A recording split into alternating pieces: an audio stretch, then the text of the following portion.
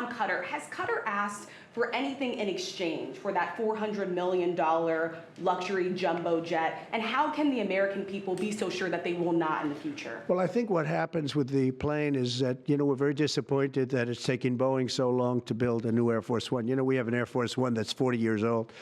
And if you take a look at that compared to the new plane of the equivalent, stature at the time, it's not even the same ballgame. You look at some of the Arab countries and the planes they have parked alongside of the United States of America plane, it's like from a different planet. And it's close to 40 years old, might be more than 40 years old now. And we, when I first came in, I signed an order to get it built. I took it over from the Obama administration. They had originally agreed. I got the price down much lower. And then when the election didn't exactly work out the way that it should have, a lot of work was not done on the plane because a lot of people didn't know. They made change orders that were so stupid, so ridiculous. And it ended up being a total mess, a real mess. And when I came back, I said, by the way, what's going on with the Boeings that are coming in? Well, sir, they're way behind. And they are. They're way behind. They were way behind. Another mess that I inherited from Biden. And it's going to be a while before we get them.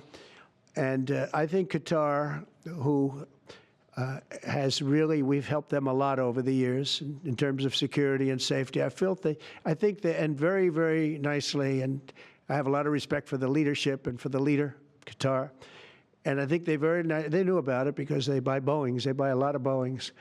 And they knew about it. And they said, we would like to do something. And if we can get a 747 as a contribution to our Defense Department to use during a couple of years while they're building the other ones, I think that was a very nice gesture. Now, I could be a stupid person and say, oh, no, we don't want a free plane. We give free things out. We'll take one, too. And it helps us out because, again, we're talking about we have 40-year-old aircraft.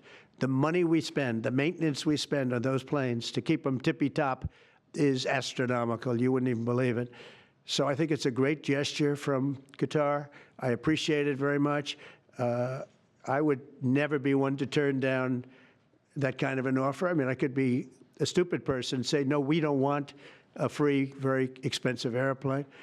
But I thought it was a great gesture. And I think it was a gesture because of the fact that we have helped and continue to, we will continue to, all of those countries, Saudi Arabia, UAE, Qatar, and others. We keep them safe. If it wasn't for us, they probably wouldn't exist right now. And I think this was just a gesture of good faith. And I don't get it. Someday it'll be like Ronald Reagan. They decommission them. They get to a certain age, they decommission them. It'll go to my library. They're talking about going to my library in years out. But I thought it was a great gesture. And it's something that was done by Ronald Reagan. They actually decommissioned the plane, and he put it in his library. And it actually has made the library, I think, a Boeing 707.